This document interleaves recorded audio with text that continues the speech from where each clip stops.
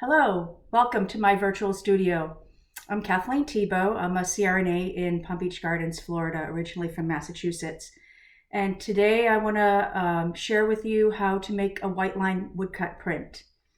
And I've done a lot of the prep work already, and you can barely see what I have here, but how one makes a Whiteline woodcut print is you start with a plain pine board.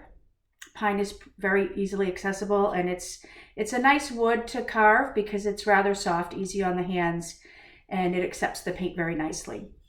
So I've prepared a pine board already with a simple design, and how I did that was I made my sketch of a little sailboat in honor of our treasure hunt and our nautical theme this year.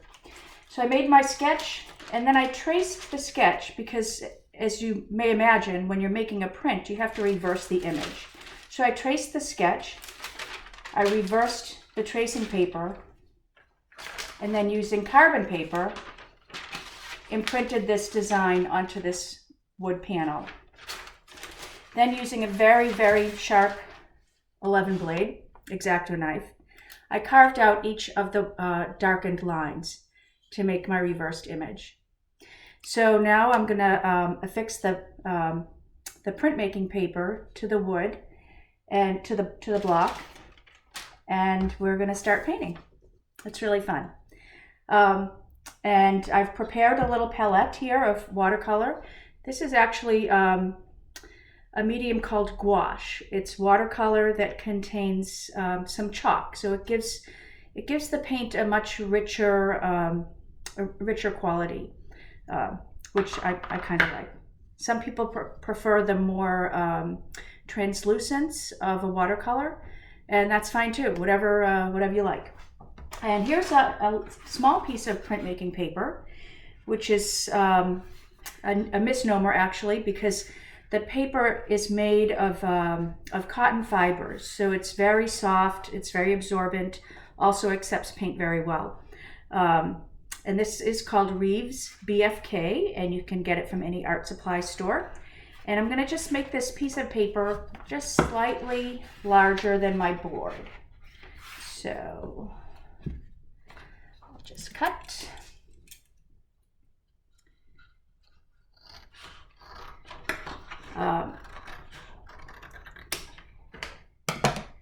So as I said, I prepared the palette with my paint.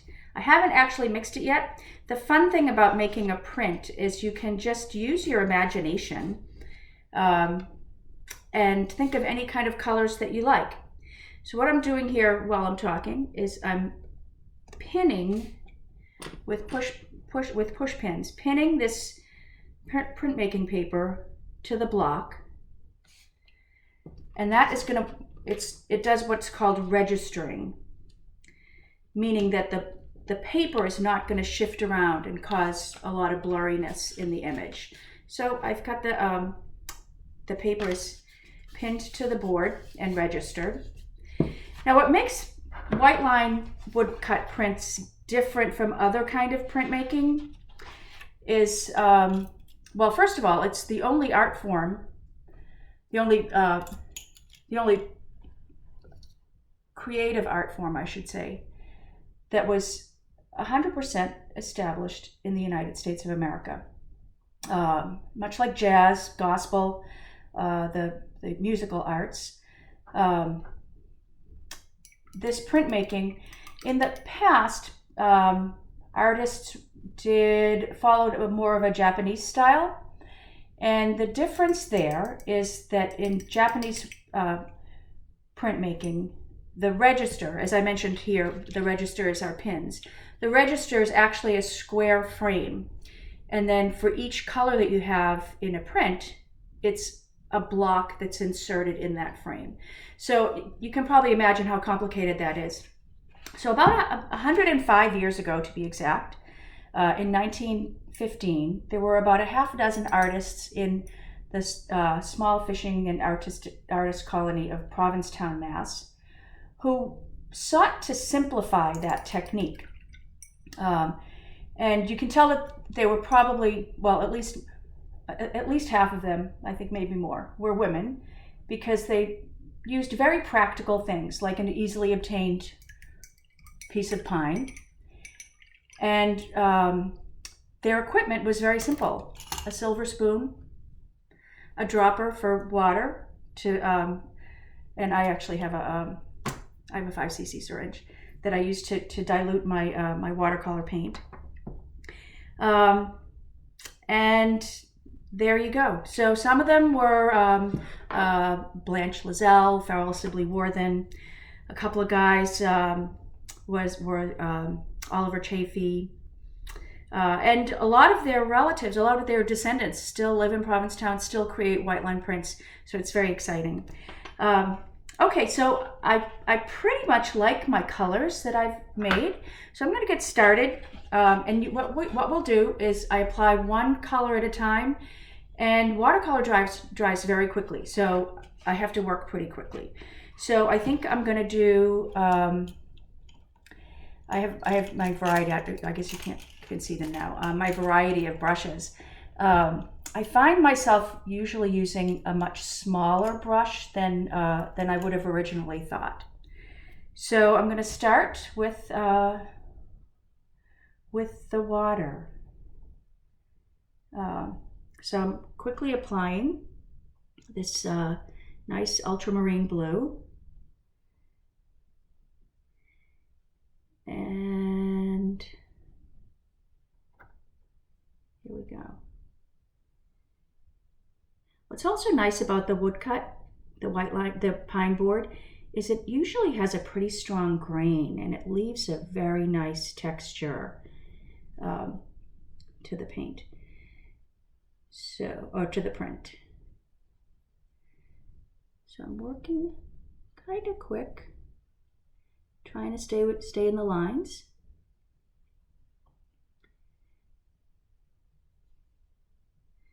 This actually is a bigger brush than I typically use, because it's kind of a large area that I'm doing, and I want to work kind of fast before it gets dry. Okay, so I've got my water. Now I'm going to fold this paper over, press it down to the wood, and I'm going to take my silver spoon and burnish. So I'm rubbing the back of the paper and letting that paint really just soak into the paper. And it's funny, the reason we use a silver spoon, or you could use a wooden spoon. I like the feeling that the silver spoon gives, is even though silver tarnishes, it doesn't leave a mark on the back of the paper. So if you use another kind of spoon, just a regular household spoon, you run the risk of leaving dark marks on the back of your paper. So now I've just done my first pass. Doesn't really look like too much yet, but I think you're gonna like it. Okay, so now I'm gonna work on, let's see. We could do the hull. And for the hull of the sailboat, I wanted something a little bit different. I have a friend that has a green sailboat, and it was built by this man's father in Provincetown. He was obviously a boat builder, and he built that boat, I'm going to say about 85 years ago or so. It's called the Columbia. And so it's been in the family ever since it was built. And the man who built it was also a good family friend of ours and a mentor, who lived to be about 101 years old and had many, many stories to tell about growing up in the fishing villages of Massachusetts. So this was a little bit quicker because it's a smaller area. I'm folding over, burnishing.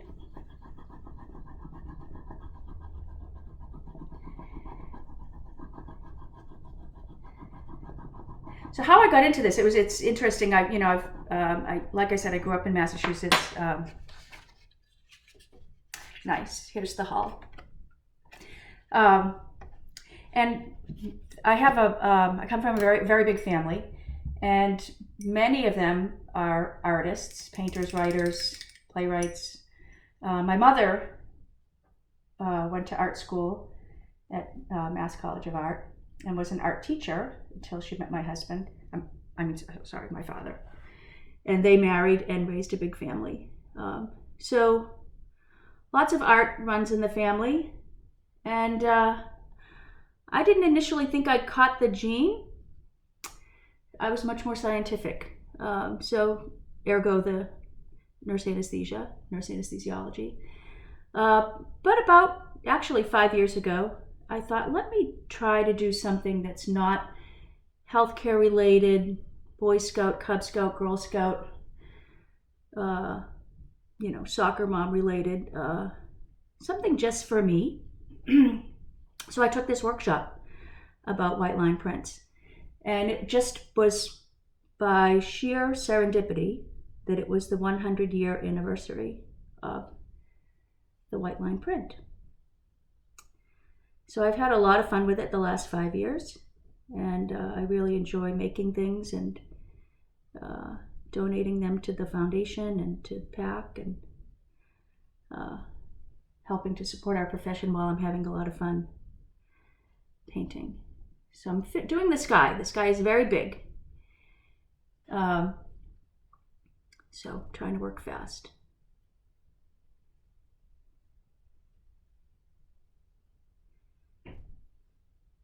I chose the sailboat actually for a couple of reasons. When I went to the workshop 5 years ago,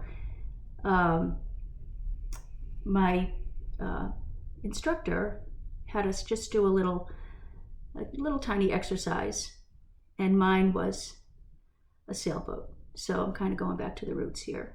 And okay, I'm ready to burnish the sky. This is so fun. I hope you get to try it. It's very gratifying when you carve the board. That's usually quite a bit of work.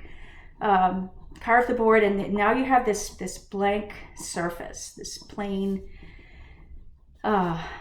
untouched block. And once you apply the first bit of paint, it's never the same again. So that's very exciting to me.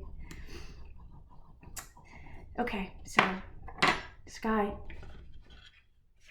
Actually, it looks a little stormy.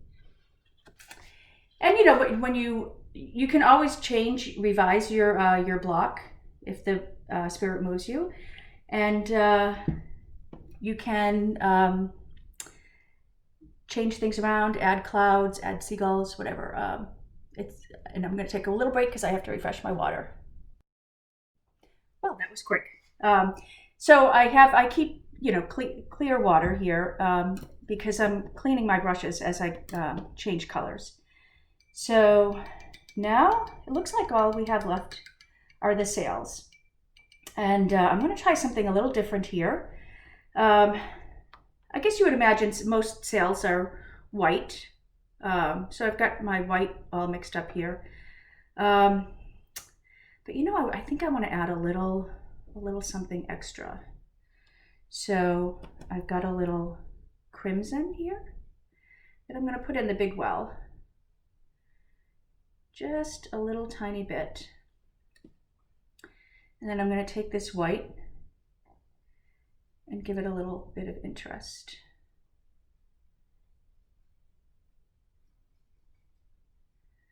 So let's see how that comes out. Sometimes when you're working with white, it tends to get lost. So I like to try to put a little something in it. And here's another interesting thing. If you don't scrub the boards, the block in between, and it leaves a little bit of this old watercolor residue, you can actually get some really interesting effects from that. When I did that first sailboat 5 years ago, the sails came out because there was residual paint on the board, on the block.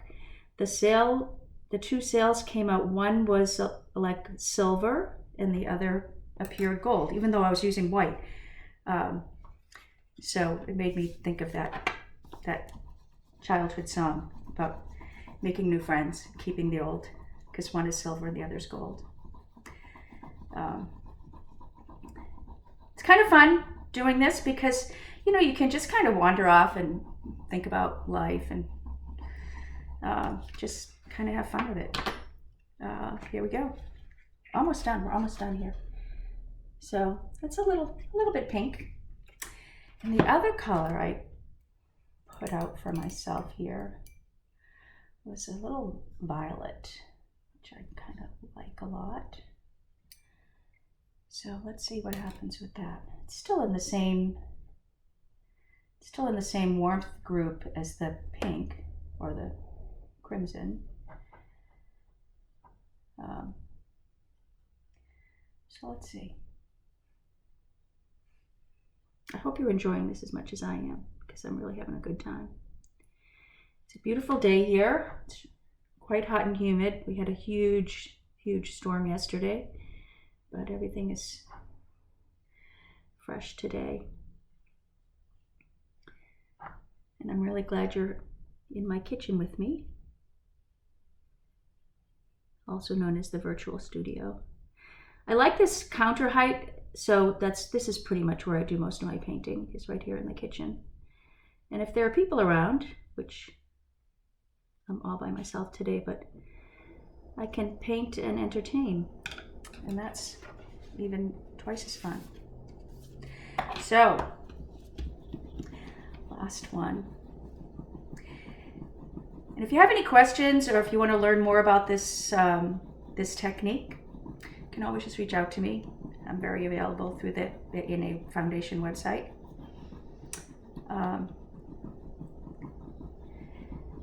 So, not too bad. A little colorful, a little bit colorful. So once you're happy, and I think I'm happy with what I made. So now I'm going to unregister, and this is like the moment of truth, because once you pull these pins out, you're done. So I'm done. And I have a little frame that I've had kicking around the house for a while. It's right over here. Even though this isn't quite dry yet, it's definitely not ready to be framed. But maybe we'll just see how it's going to look.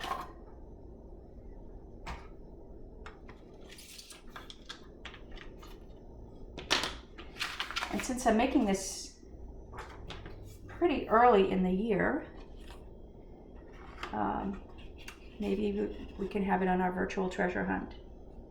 So there we go. What do you think? Thanks for spending time with me today, and I hope you enjoyed it as much as I did. Enjoy the rest of the fundraiser, and I'll see you soon.